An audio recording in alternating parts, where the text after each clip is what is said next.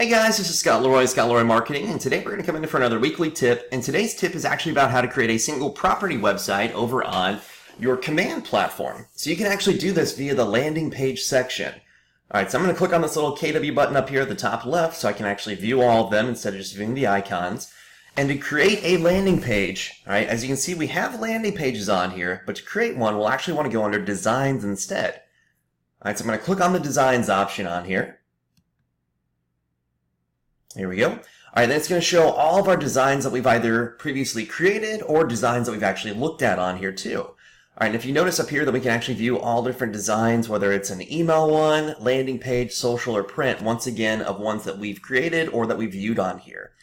All right, so I'm going to click the plus sign at the bottom right down here though. All right, so that way we can actually create a brand new template. All right, and once I click on that, we're going to have our four options that are available for us.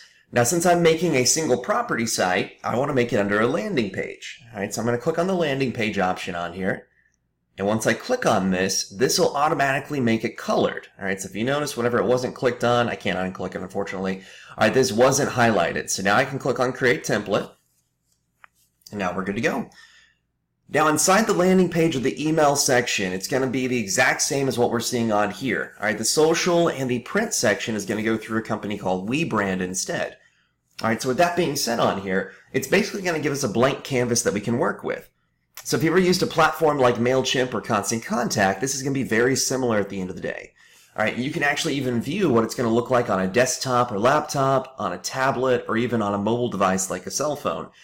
All right, so in this case, all we'll have to do, all right, just in order to create the single property site, is really just use these widgets over here on the right-hand side. All right, now you can even create it with the content blocks on here too, similar to what you'll see over inside platforms like MailChimp.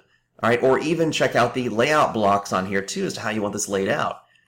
Now to make a simple one on here though, I'm going to add inside my agent branding at the top. All right, this will automatically come up with my information from my settings section of command. All right, I'll put inside my listing on here. All right, if you notice, I dragged it over and that green line is right below my agent branding, letting me know where this is going to display. All right, and then maybe at the very end, you can add inside any other widgets you want to, but maybe at the very end, I just want to put inside a lead form on here. All right, so basically something to just add inside saying, hey, here's how you can contact me.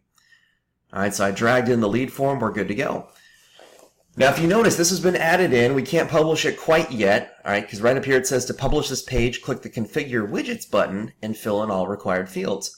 Well, here's that Configure Widgets button so we can update this even further. All right, so on here, my agent branding and lead form are good to go. It's just my listing that needs help on there. And of course, if there's anything you want to update over on your agent branding, you can. All right, so for instance, if I want to come through here, it looks like I've got my phone number on there twice, and I've got my logo on here twice. Well, I've got to have the phone number. I'll leave that as is, but I'll take out that team logo and click Save and Apply down here just to help out. There we go. All right, so now I'm going to come back up here, going to click the right arrow so I can go to the second option, and now I can actually choose a listing.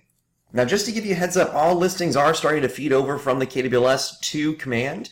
All right, so if you don't see your listing on here quite yet, all right, it might still be coming over. I just want to let you know about that. All right. So just as a simple one on here, I'm not sure whose listing this might be on. Well, Wendy Tynes on here. Thank you for having this listing on here. I'm just going to use this as an example real quick. So I'll click on Select, for instance. All right, and then it's automatically going to pop up. So here's where I can put inside my header image. So probably the first image, obviously, on there you want to utilize. All right, your featured background. This is where we're going to go down the image on here. So featured background on here. Here's that featured background. And then where we want to start the photo gallery. All right, so featured background, maybe I want to put inside the kitchen on here. And then for the front carousel, I'm just going to start it from the home on here. Actually, it looks like these three are the same, so I'll start it from that one. All right, so I'm going to click Save and Apply real quick, so this will update for me. So here's that image. It's already updated with my address, price on here. Here's the description that Wendy added inside, information as well.